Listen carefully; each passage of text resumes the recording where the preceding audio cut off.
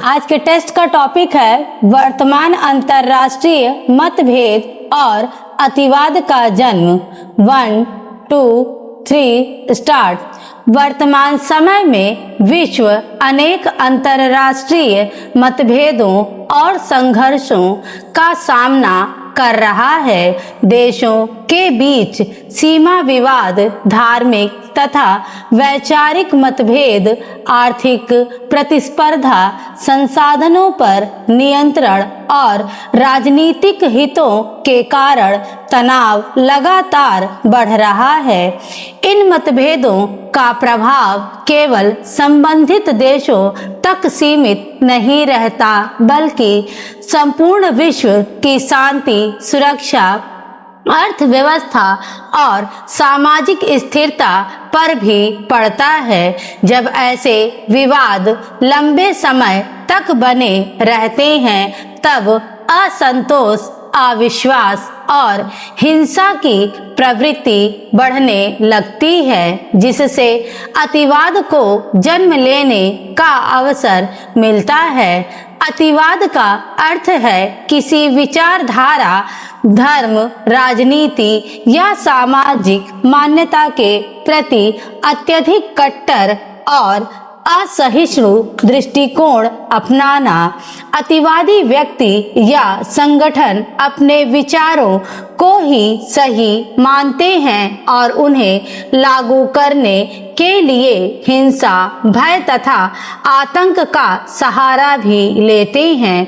अंतर्राष्ट्रीय मतभेद, युद्ध और राजनीतिक अस्थिरता ऐसे संगठनों को अपने उद्देश्य पूरे करने के लिए अनुकूल वातावरण प्रदान करते हैं। वे असंतुष्ट युवाओं को भ्रमित करके अपने साथ जोड़ने का प्रयास करते हैं।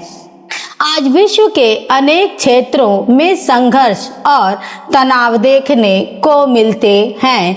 विभिन्न देशों के बीच सीमा विवाद, गृह युद्ध, आतंकवाद, शरणार्थी संकट तथा संसाधनों की होड़ ने वैश्विक शांति को चुनौती दी है। इन परिस्थितियों में लाखों लोग अपने घर छोड़ने को मजबूर होते हैं, शिक्षा और रोजगार के अवसर घटते हैं तथा सामाजिक असुरक्षा बढ़ती है। ऐसी स्थिति में कट्टरपंथी संगठन झूठे प्रचार, भ्रामक सूचनाओं और सोशल मीडिया के माध्यम से लोगों को भड़काने का प्रयास करते हैं। इससे समाज में घृणा, विभाजन और हिंसा का वातावरण बन सकता है। अतिवाद के जन्म के पीछे केवल अंतरराष्ट्रीय मतभेद ही जिम्मेदार नहीं है। गरीबी, बेरोजगारी, अशिक्षा, सामाजिक असमानता, राजनीतिक अस्थिरता, भ्रष्टाचार तथा अवसरों की कमी भी इसके प्रमुख कारण हैं।